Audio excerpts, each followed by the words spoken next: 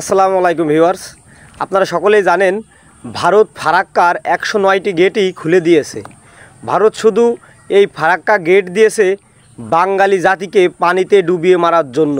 এটাও কিন্তু এক প্রকার অস্ত্র, যে অস্ত্রের আঘাতে বাংলাদেশ সহ বাংলার আশপাশে যত এরিয়া আছে, যেমন ভারতের পশ্চিমবঙ্গ সহ বর্তমানে কিন্তু আপনারা সকলেই জানেন যে বিহার, ঝাড়খণ্ড, উড়িষ্যা, কলকাতা, বাংলাদেশ, সিকিম, ত্রিপুরা, এই প্রত্যেকটা জায়গায় কিন্তু পানির যে একটা সমস্যা, যে বন্যা হয়ে প্রত্যেকটা জায়গায় কিন্তু তলায় গেছে। এতে ক্ষতিগ্রস্ত কিন্তু যারাই হচ্ছে, কোনো এক সময় আপনারা ইতিহাস পড়ে দেখবেন যে 4000 বছরের যেসব বাঙালির যে ইতিহাস আছে, এই ইতিহাসে এই সব এরিয়াগুলো সবই বেঙ্গল প্রেসিডেন্সির ছিল এবং এই এরিয়াগুলোকে বিভিন্ন সময় ব্রিটিশ এবং ভারতের যারা উচ্চবর্ণের হিন্দুরা ছিল, ব্রাহ্মণ জাতি, তারাই দেশটাকে কিন্তু প্রথমেই বাংলাকে দুই ভাগ করে দিয়েছে।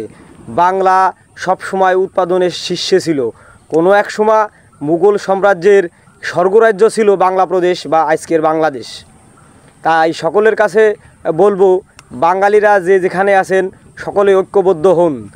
ভারতের এই যে পানি আগ্রাসনের বিরুদ্ধে রুখে দাঁড়াতে হবে। ফারাক্কা বাঁধ ভেঙে দিতে হবে। হটাও ফারাক্কা, বাঁচাও দেশ, গর্ব মোরা বৃহত্তর বাংলাদেশ। ইনকিলাব জিন্দাবাদ।